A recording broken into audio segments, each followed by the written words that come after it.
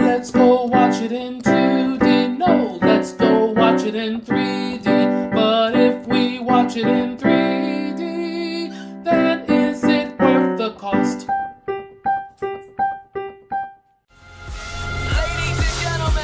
My name is Miles Morales. I'm the one and only Spider-Man.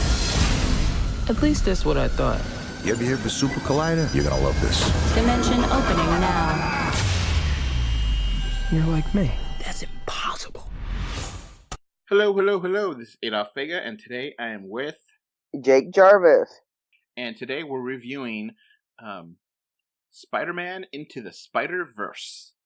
Now, I saw it for a second, and I saw it because Jake had a glowing review. So I'm kind of going to be here just to help out, but I kind of feel like Jake's review kind of got me interested in the movie a lot more. So I kind of feel like I'm going to talk about it, but I'll let Jake have all the credit for what the scores will be for this.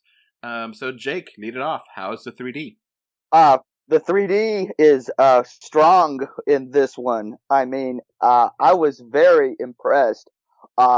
They used the 3D to great effect to mash several different art styles together and make them exist side by side without being too jarring. It really created the whole effect of there being multi dimensions that were crashing into each other.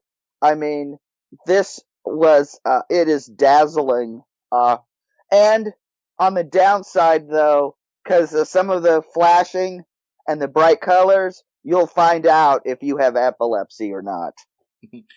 Yeah, toward the end, whenever they kind of wrap up everything, not to give any spoilers away, but it gets really colorful and it gets really interesting and vibrant, and a lot of things are happening on screen. And I really feel like the 3D really helped you as a viewer kind of get everything settled, like in your mind. Okay, this is where this Spider-Man is, and this is where that is, and it really helps you kind of get place in the scenery, where if you watched it in 2D, it might have been hard to track where things are. And that's, I think, a key difference between watching this in 3D and watching it in 2D, where you really got a sense of place. You really got a sense that you're peering into this world, into this universe of this film. And other animated movies can get really lazy about doing 3D, and I feel like this one just did it top notch. Mm-hmm. Yeah, Lord Miller's fingerprints are all over this movie. It makes me doubly more. Release the solo cut of Lord Miller's. I mean, geez. I mean, these guys knocked it out of the park. Any of these Spider-Men and women from the multiverse, any one of these characters could float their own movie. They're so well developed. Before we get to the movie, Jake, let's make sure we finish talking about the 3D. Any other things you want to mention about the 3D? Okay, this is really nice. I really like a lot of the swinging scenes. A lot of the scenes in trying to figure out. There's a lot of great scenes. I'm trying not to spoil stuff. Because that's the hardest part about talking about this movie, is not spoiling stuff. Because I'm so glad I went in not knowing 90% of what was going on. Because this is it's just beautiful, and it's well written, and the 3D is spectacular. So, what's your official rating for the 3D then? Strong 3D, recommended in 3D. So it's great 3D. Okay. I'll get these ratings right one of these days. It's great 3D.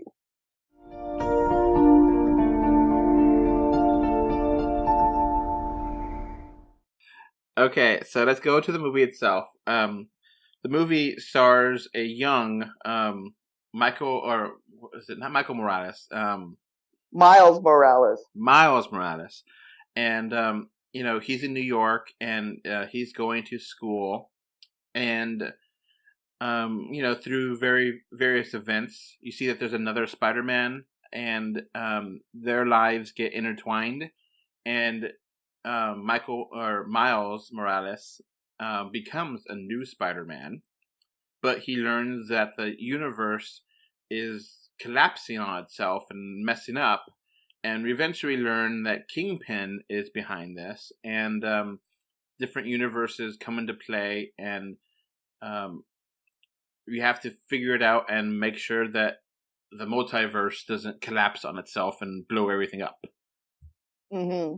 And everybody needs to get back to where they come from.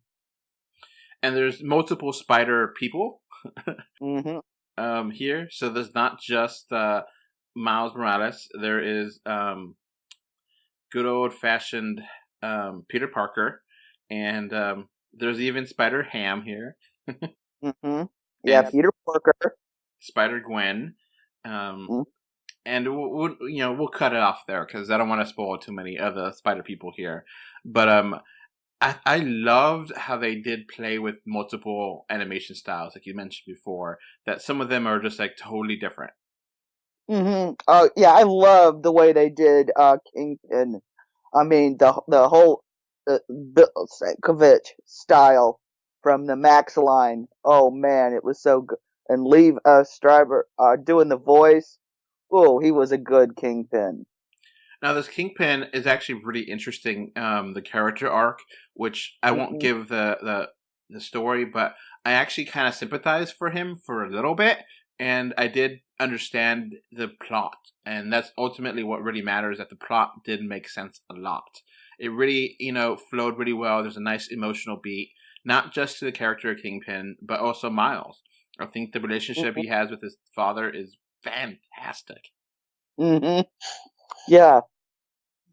Yeah, there's some moments he's going to have some real feels. And his relationship with the other Spider-Men is really defined too. And the way they try to mentor him, protect him, and tell him, if you're not ready, it's okay.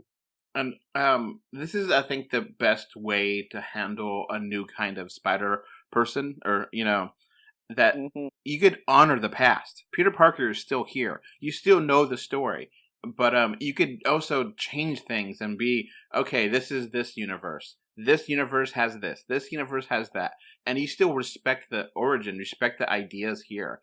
And this is just a great way to do that, because people get so upset when, movies want to change things in the story from the comics, and that's understandable. People don't like that kind of change, but this is the kind of way that you could have your cake and eat it too, and have different stories, different ideas. And I really liked how everything flowed so well, and it was self-aware. It had so many fourth wall breaking jokes. It was non-stop hilarity, and I loved every second of this movie. Mm-hmm. And this had a zillion Easter eggs. I know I didn't catch them all. I'll give you a couple. Like, Miles Morales is bit by a spider that is labeled 42. 42 happens to be the jersey number for his baseball for Jackie Robinson. Okay. So, wrapping things up, I adore this movie. I really did. I really had no problems with anything here. It's just a pure delight, and it's hilarious, and it's just perfect. It stunned me because I wish Venom was this good. Mm-hmm. And Yeah. It's witty, it's funny, it's smart. It makes you feel smart and makes you feel good watching it, and it's like an honor to Spider-Man as a character, as a whole. So it's not just this movie. It's just like, no, we love Spider-Man. We're making this movie for you, the fans that have loved him and seen things, and they reference things. The post-credit scene was fantastic. So yeah, I really dig this. What is and that? there's a great Stan Lee cameo. All right, so what do you give this, Jake? 10 out of 10. All right. Since I was kind of influenced by your enthusiasm, I don't know if I could give it another score, to be fair, but I agree with everything you said. So basically a 10 for me too. Well, if you want to give it another score, I mean, film is subjective.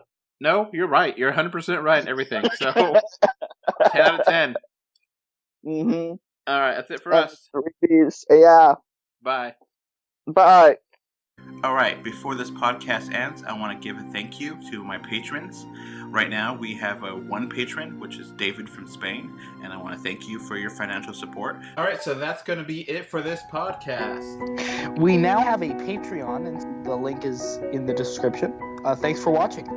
And we are on Facebook, Twitter, Instagram, a little bit everywhere. Just look for us, 3D or 2D. And of course, review us on iTunes. And if you want to write us a letter, our email address is email3dortwo d@gmail.com. So that's going to be it. Thanks for listening. Bye. Bye. Okay. Bye. Bye, everyone.